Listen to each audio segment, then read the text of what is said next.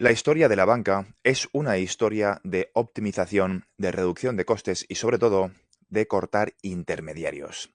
Y quiero ponerte un ejemplo histórico y sobre todo cómo la actitud de la banca a lo largo de la historia siempre ha sido exactamente la misma: optimizar recursos y cortar intermediarios.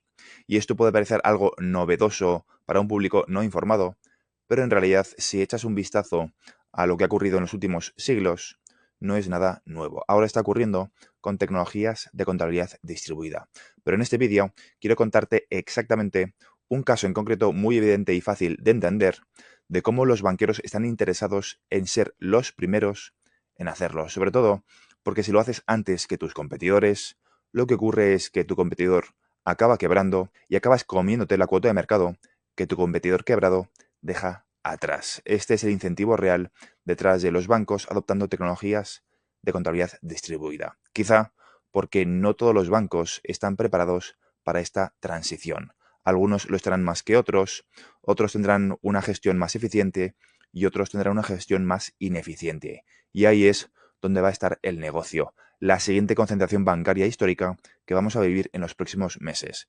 Pero para eso vamos a irnos a la historia y explicarte la historia en concreto de Jacob Fugger. Fugger, Jacob, apodado el Rico, fue el banquero del emperador Carlos V.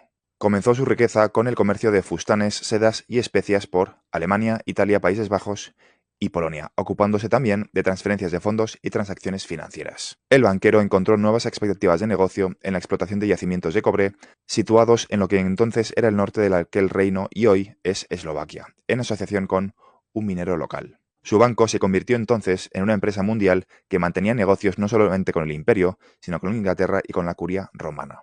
Supo establecer en Roma una sucursal importantísima. Y así Jacob consiguió ocupar un lugar análogo al que tenían anteriormente los florentinos, Medicis y más tarde los genoveses. Se decía que en su momento 4 de cada 5 onzas de cobre en Europa provenían de sus minas y tenía en aquel entonces, y sobre todo la siguiente generación, un patrimonio que equivalía al 3% del PIB de Europa, obviamente en términos de aquella época. Financiaron muchísimas guerras para muchísimos emperadores a lo largo de la historia, Maximiliano y Carlos V de Alemania siendo los principales.